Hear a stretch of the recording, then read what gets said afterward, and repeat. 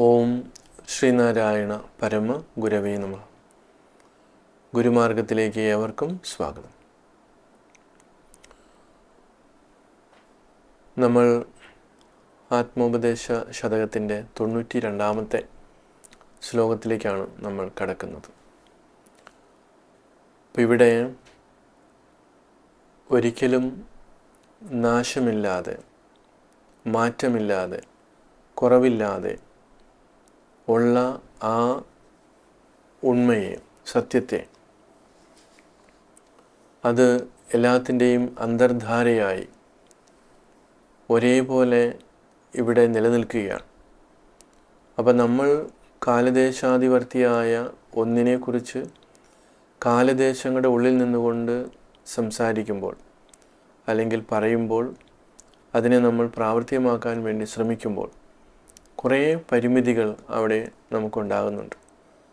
നമ്മുടെ കർമ്മങ്ങൾ നമ്മൾക്കൊരു പ്രചോദനമായിട്ട് വരുന്നത് തീർച്ചയായിട്ടും ആ കർമ്മത്തിലൂടെ നമ്മൾക്കൊരു സുഖം, അതിൻ്റെ പരിസമാപ്തി എന്ന് പറയുന്നത് അവിടെ ഒരു സുഖം നമുക്ക് ലഭിക്കുന്നു എന്നുള്ളതാണ്. ഏത് കർമ്മങ്ങളും ചിലപ്പോൾ അത് ശരിയായ രീതിയിൽ അല്ലെങ്കിൽ നമ്മുടെ സങ്കല്പങ്ങൾക്കനുസരിച്ച് പര്യവസാനിക്കാതെ വരുമ്പോൾ ദുഃഖത്തിന് ഇടവരുന്നുണ്ട്. അതുകൊണ്ട് തന്നെ ഈ പ്രപഞ്ചത്തിൽ, നമ്മളുടെ ഈ ലോകത്ത് ഓരോരുത്തരും പ്രവർത്തിക്കുമ്പോൾ അല്ലെങ്കിൽ മറ്റുള്ളവർ പ്രവർത്തിക്കുവാനായിട്ട് പ്രേരിപ്പിക്കുമ്പോൾ ഒക്കെ അവിടെ അതിൻ്റെ ഏറ്റവും അടിത്തറയായി, അതിൻ്റെ ഒരു അന്തർധാരയായി പ്രവർത്തിക്കുന്ന ഒരു ചൈതന്യം, അതൊരിക്കലും നശിക്കാത്തതാണ്. ഇപ്പം നമ്മൾക്ക് അതിനെ കുറച്ച് നമ്മുടെ വ്യക്തിപരമായ ജീവിതത്തിലേക്ക് നമ്മൾ എടുത്തു നോക്കുമ്പോൾ നമുക്ക് മാറാതെ ഇരിക്കുന്ന, കാരണം വ്യയമണയാതെ ഒരിക്കലും ഒരു കുറവ് വരാതെ ഇരിക്കുന്ന ഒന്നിനെക്കുറിച്ച് നമ്മൾക്ക് മനസ്സിലാക്കാൻ പറ്റുന്ന ഒരു ഉദാഹരണം എന്ന് പറയുന്നത്, നമ്മൾക്ക് ഓർമ്മ വെച്ച നാൾ മുതൽ നമ്മളിൽ ഞാനെന്ന് ഭാസിക്കുന്ന, നമ്മളെല്ലാവരും പറയാറുണ്ട്, അറിഞ്ഞും അറിയാതെയും ഒക്കെ പ്രയോഗിക്കുന്ന ഒരു വാക്കാണ് ഞാൻ. എല്ലാവരും പ്രയോഗിക്കാറുണ്ട്. അറിവുള്ളവനായാലും ശരി, അറിവില്ലാത്തവനായാലും ശരി, ആണായാലും പെണ്ണായാലും ആരായാലും അവരൊക്കെ പറയും ഞാൻ എന്ന്. അത് ഓർമ്മ വെച്ച നാൾ മുതൽ നമുക്കുണ്ട്. പക്ഷേ അവിടെ നമ്മൾ ഈ എന്നെക്കുറിച്ചുള്ള ഈ പറച്ചിൽ ശരീരത്തിനെ കണക്ട് ചെയ്തുകൊണ്ടാണ് പറയുന്നതെന്ന് മാത്രം. ഈ ഞാൻ എപ്പോഴും ശരീരം മാറുമ്പോഴും, ശരീരം വലുതാകുമ്പോഴും, ശരീരം ശുഷ്കിക്കുമ്പോഴും, ബുദ്ധി വളരുമ്പോഴും, അതുപോലെ തന്നെ ഓർമ്മശക്തി കൂടുമ്പോഴും, മറ്റ് ഇതിനെ ചുറ്റിപ്പറ്റി നിൽക്കുന്ന എല്ലാം വർദ്ധിക്കുമ്പോഴും ഞാൻ മാത്രം മാറാതെ അവിടെ നിൽക്കുകയാണ്. നമ്മൾ കുറച്ച് യൗവനാവസ്ഥയിൽ വരുമ്പോഴും, അതുപോലെ തന്നെ നമ്മൾ കുറച്ച് പ്രായമാകുമ്പോഴും, നല്ല വയസ്സാകുമ്പോഴും ഒക്കെ ഞാനിന് മാത്രം മാറ്റമില്ല, മറ്റെല്ലാത്തിനും മാറ്റം ഉണ്ടായിട്ടുണ്ട്. പക്ഷേ ഈ മാറ്റങ്ങളെയെല്ലാം കണ്ടുകൊണ്ടിരിക്കുന്ന, മാറാതെ ഇരിക്കുന്ന ഒന്നിനെയാണ് ഈ വ്യയമണയാതെ വെളിക്ക് വേല ചെയ്യുന്നത്. അവിടെ സൂചിപ്പിക്കുന്ന വ്യയം, നാശമില്ലാത്ത ഒന്ന്. അപ്പോൾ എന്തൊക്കെ ജോലികൾ, നമ്മൾ എന്തൊക്കെ കാര്യങ്ങളൊക്കെ വെളിയിൽ ചെയ്യുമ്പോഴും ഇത് മാത്രം മാറാതെ നിൽക്കുന്നുണ്ട്.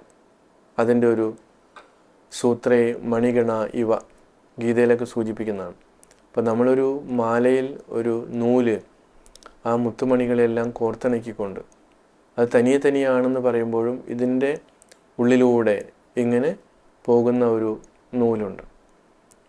അതേപോലെയാണ് നമ്മുടെ ബാല്യത്തിലും കൗമാരത്തിലും യൗവനത്തിലും വാർദ്ധക്യത്തിലുമൊക്കെ ഒരിക്കൽ ഇതൊക്കെ മാറി മാറി വരുന്ന, അതിൻ്റെ ഇടയ്ക്കൊക്കെ നമുക്ക് ഒരുപാട് ജോലികൾ നമ്മൾ ചെയ്യുന്നുമുണ്ട്.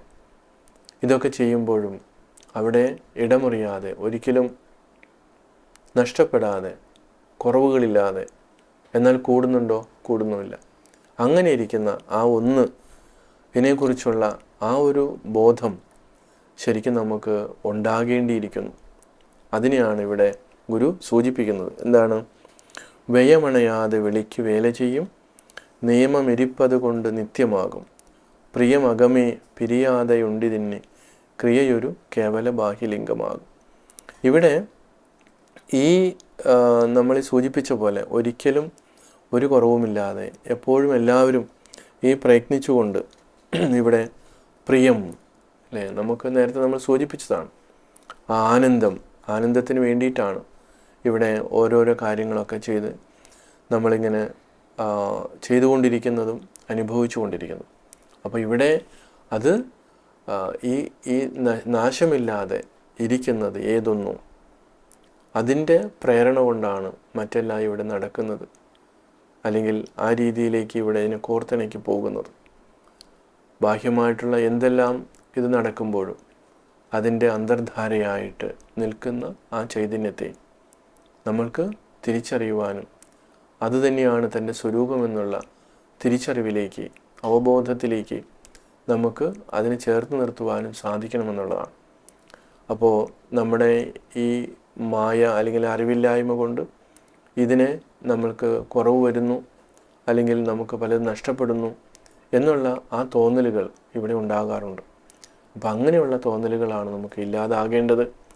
നമ്മളുടെ ശരിക്കുള്ള ഉണ്മയെ, മാറാതിരിക്കുന്ന ആ ചൈതന്യത്തെ നമ്മൾക്ക് എപ്പോഴും ഇവിടെ നമ്മുടെ ഓർമ്മയെ ആശ്രയിച്ചല്ല അത് ഇരിക്കുന്നത് എന്നുള്ള സത്യമാണ്.